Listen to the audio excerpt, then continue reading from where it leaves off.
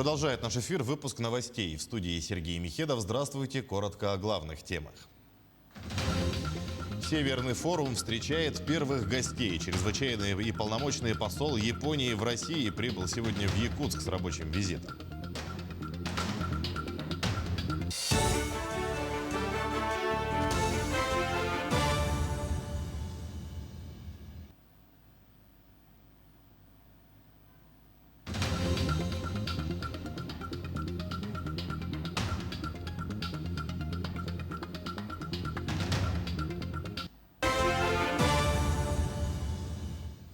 Чрезвычайный полномочный посол Японии в России господин Тоехиса Кадзуки прибыл сегодня в Якутск с рабочим визитом. Он проведет ряд встреч с руководством республики, примет участие в Северном форуме, а также посетит круглогодичный тепличный комплекс «Саюри».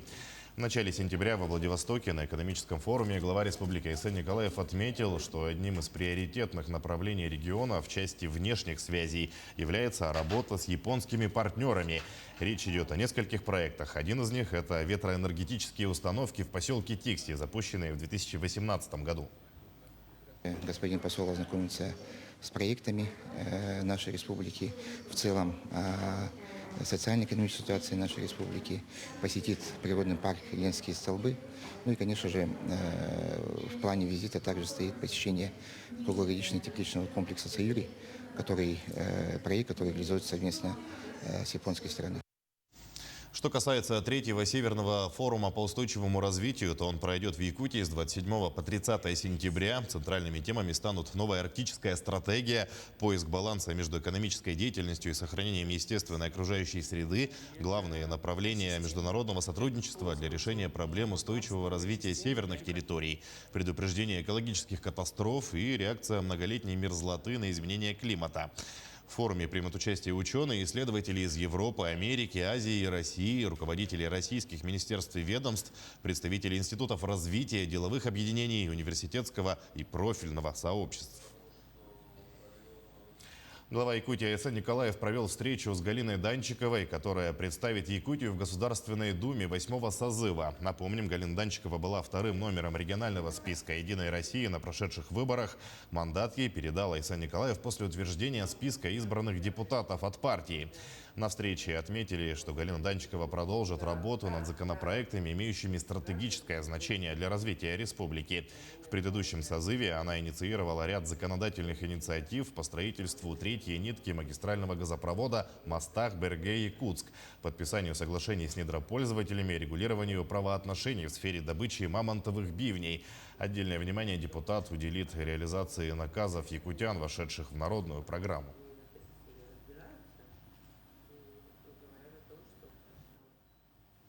Очень много тех чаяний избирателей нашей республики, они включены в народную программу.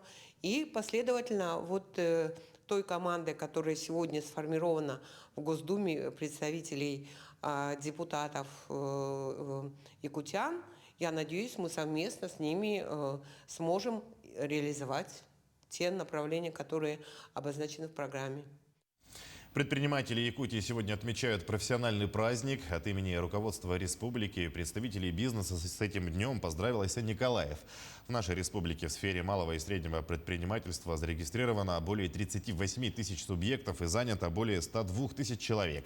Предприниматели все вместе представляют зарождающуюся мощную экономическую силу, у которой самые широкие перспективы для дальнейшего роста и процветания, говорится в поздравлении главы.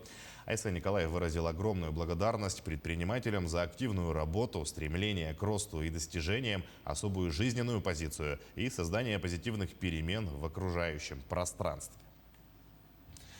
Предприниматели остаются и локомотивом движения туризма в Якутии. 127 туристических продуктов предлагает регион путешественникам не только из России, но и со всего мира. Экстремальные, экологические, промышленные, духовно-культурные программы сейчас максимально востребованы в отрасли.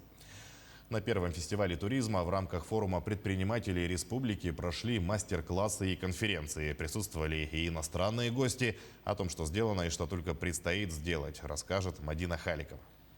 Власть, бизнес и наука рука об руку сотрудничают в рамках создания туристической и расширить турпрограммы, создать больше мест размещения и в сложное время пандемии нарастить турпоток в республику, что стало первым шагом к реализации профильного нацпроекта, анонсированным президентом Владимиром Путиным. Те проекты, которые мы сегодня направили для включения вот в национальные проекты, будем прорабатывать, отрабатывать с федеральными значит, органами, в том числе и со соответствующими структурами.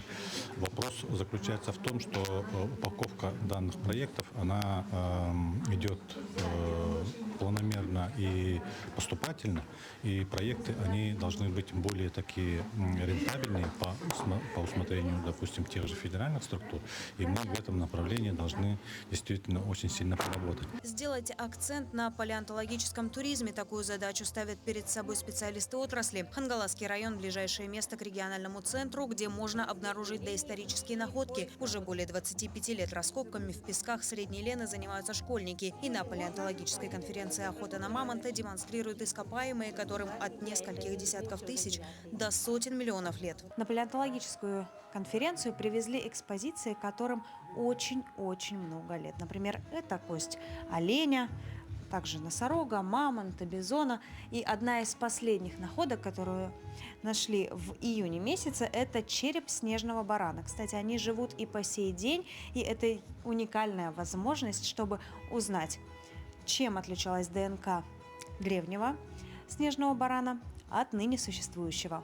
Якутия – мировое хранилище мамонтовой фауны, и даже искушенным туристам здесь есть что посмотреть. Где будет в том числе представлены животные, которые дожили до наших времен, например, бизоны, да, и непосредственно сама флора и фауна, она предполагает для того, чтобы изучать именно этот период. И в Хангаласском районе очень многие, например, растения эпохи плейстоцена сохранились до сих пор. Проект «Парк ледникового периода» – это как раз коллаборация науки и бизнеса. Ко мне пришли академики, предложили создать научный полигон. В рамках форума состоялись мастер-классы. Гостям предложили сыграть в национальные игры, демонстрировали глиняную посуду, выполненную по старинным техникам и только вручную. Мы производим посуду из местной глины, делаем формы из наших старых посуд, получается. Пытаемся возвести в новое время. Делаем кружки, пиалки, получается. Вот национальная посуда кытыя. Вот, допустим. Тоже чороны делаем, блюда для холодца. Да. Сегодня туристам, путешествующим в Якутию, предлагают 127 разных продуктов. Сейчас вместе с федеральными структурами рассматривают возможность запуска чартеров в республику. Мадина Халикова, Джулустан Иннокентьев, Хангаласский район. 33 проекта из Якутии стали обладателями грантов президентского фонда культурных инициатив. Всего якутские проекты получат почти 35 миллионов рублей. Среди победителей 19 некоммерческих организаций, 12 муниципальных учреждений, 1 индивидуальный предприниматель и 1 общество с ограниченной ответственностью. Отметим, что 14 грантов выиграли проекты из Якутска. В основном проекты, связанные с проведением фестивалей, премий, форумов в области культуры, искусства и креативных индустрий. Например, будут организованы конкурс «Моя профессия. Креатив. Анимация», молодежный фестиваль патриотической песни «День героя», исторические прогулки по Якутску и другие события. А в России воссоздадут Центр подготовки учителей русского языка для Европы. Его откроют на базе Российского государственного педагогического университета имени Герцена в Санкт-Петербурге. Об этом заявил министр просвещения России Сергей Кравцов. Он совершает сейчас официальный визит в Австрию. Кроме того, Минпросвещения России намерено до конца года провести в режиме видеосвязи конференцию с педагогами школ Европы, в которых изучается русский язык. Это нужно для налаживания связей с учебными заведениями и обсуждения волнующих вопросов, рассказал министр. Возвращаемся в Якутию. В Верхневилюйском техникуме торжественно открыли 8 мастерских. В прошлом году техникум участвовал в проектах Министерства просвещения страны и победил в 2 лотах. Первый лот – социальная сфера, второй – транспорт и логистика. На торжественном открытии мероприятия выступали с поздравительной речью министр образования и науки Михаил Сивцев, а также председатель Постоянного комитета Государственного собрания Иль-Тюмень Республики Саха-Якутия по науке, образованию, культуре, СМИ и делам общественных организаций Феодосия Габышева.